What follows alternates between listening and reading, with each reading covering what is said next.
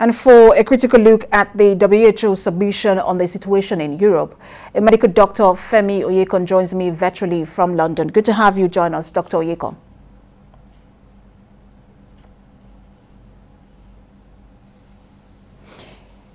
Can you hear me, Dr. Oyekon? Absolutely well. All right, good to have you join us. So, thank you. One of the things I found really interesting in this report is the fact that we see, according to the report, that Omicron is filling up conventional beds in hospitals, while the Delta variant is filling up ICU departments. Talk to us about how much pressure this will likely put on hospitals in Europe. First, I'll say that the pressure is enormous. Very enormous. The fact that it's not just the Omicron variant or the Delta variant that is not just limited to patients. We have nurses, we have doctors, healthcare assistants, cleaners in Europe also becoming victim of this infection. And so eventually, one, there is severe depletion of the health workforce, added to the fact that there is an increased number of sick people needing admission and ICU beds. Now, once you add all of this together, you see that the pressure on the health team is extremely unbearable.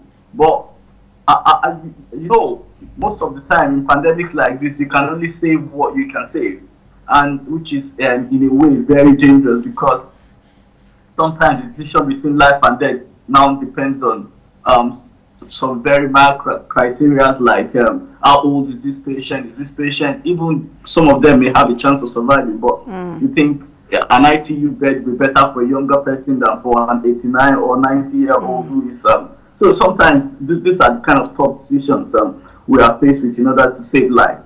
And it's a terrible place to be, to decide who is alive and who doesn't get to be saved. Very terrible place to be. But we also know that the projection is not just for Europe, it's also for the Balkans and some parts of Asia. But Pfizer is now saying that it's very soon to roll out a version of vaccine that offers special protection against Omicron. So, and the question really for people who are sort of getting, if not frustrated, some people, I know that some people are willing, in fact, most people are willing to take the vaccines, but there are people who are getting frustrated as to how many more vaccines do we need to take?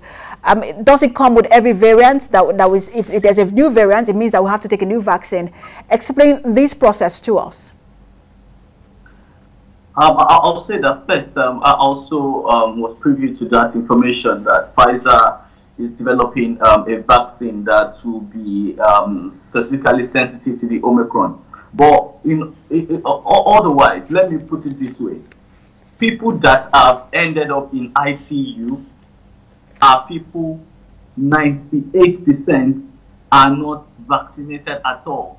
People that have died from this disease are, to a large extent, above 90% have not been vaccinated.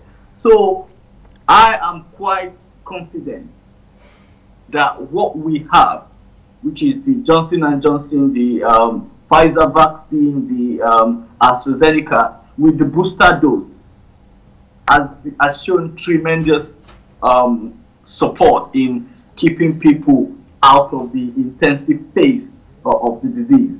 But what constraints we have is the fact that moving forward, just like I think this is my personal thinking, has nothing to do with WHO, but I'm relying on data available to make my my conclusion that just like we have with influenza virus and other virus that you need yearly jab, yearly vaccine to get protected against them, Omicron or the COVID virus is likely going to come to that point. But while we are not yet at that point yet, because we're still in the middle of the pandemic, there is still a lot of mutations. There is still discrepancy between countries that have the vaccine, well-vaccinated people, compared to some countries in Africa and Asia that have less than 10% of their population vaccinated. I think the way forward at this point would be, as maybe for 6 months to 1 year, people should try to get the booster vaccine until we are out of the intensive phase of the pandemic. Absolutely. Thank you so much, Dr. Femi Oyeko. Everyone should get the vaccine. It's the safest way right now that we know if we are all going to stay alive and stop the virus from mutating. Thank you so much for talking to us as always. Medical Doctor Femi Oyeko.